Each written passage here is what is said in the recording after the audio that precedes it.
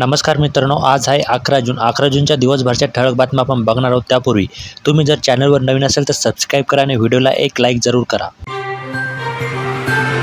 11 मंत्र्यांवर सोपवली पुन्हा ती जबाबदारी, केंद्रीय मंत्रिमंडळाचे खातेवाटप जाहीर.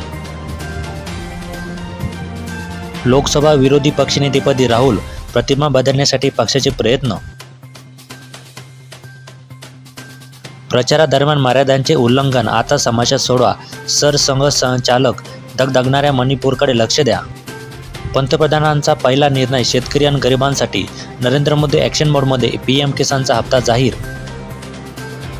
मनमोहन सिंह यांना फोन करून मोदींनी घेतले त्यांचे आशीर्वाद.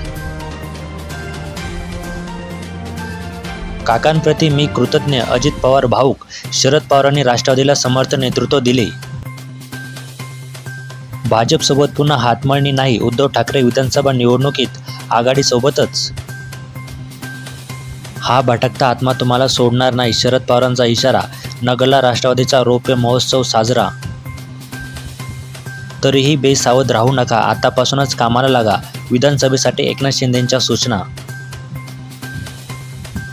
कॅनडाने भारताच्या चिंता समजून घ्याव्यात, पंतप्रधान नरेंद्र मोदी. ट्विटरच्या शुभेच्छांना मोदींचे 4 दिवसांनी उत्तर. ओडिसाचा मुख्यमंत्री आज ठरणार, उद्या शपथविधी. सुरेश पुजारी मुख्यमंत्रीपदाची प्रबल दावेदार. पंतप्रधान आवास योजनेच्या 3 कोटी घरांना मंजुरी, केंद्रीय मंत्रिमंडळाच्या पहिल्याच बैठकीचा मोठा निर्णय. संघटनात्मक बांधणीवर भर द्या, उद्धव ठाकरे यांचे पदाधिकाऱ्यांना आदेश.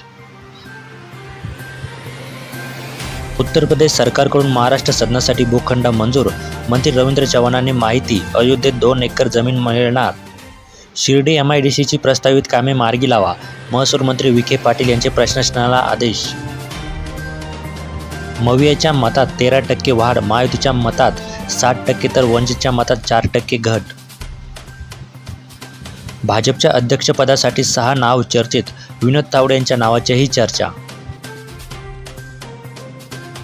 जनतेने निवडणुकीत दाखवून दिले, सुप्रिया सुळेंचा सरकारवर हल्लाबोल. संविधानावरच देश चालणार. शिंदेइतक्या जागा आम्हाला मिळायला हव्यात, छगन भुजबळ. बारामतीत पुन्हा पवार काकांचा बोलबाला, अजित पवारांना शह देण्यासाठी शरद पवार पुन्हा रिंगणात. मनोज जरांगे पाटील यांच्या विरोधात अपशब्द वापरणाऱ्या 3 विरोधात बीडमध्ये गुन्हा दाखल, कार्यकर्त्यांनी केली होती मागणी. शिंदे गटाची एका राज्य मंत्रिपदावर बोळवण, अजित पवारांना काहीच नाही, राष्ट्रवादीच्या नेत्यांनी मनातील खतखत बाहेर काढली. काल मंत्रिपदाची शपथ अन आज भाजपचा मंत्री म्हणतोय मला मोकळे करा, लोकसभेची पहिली टर्म. भाजपच्या गडातच शिवसेनेला फटका, विधानसभेच्या तोंडावर गणिते फिरली, नाशकात महायुतीच रशिकेच.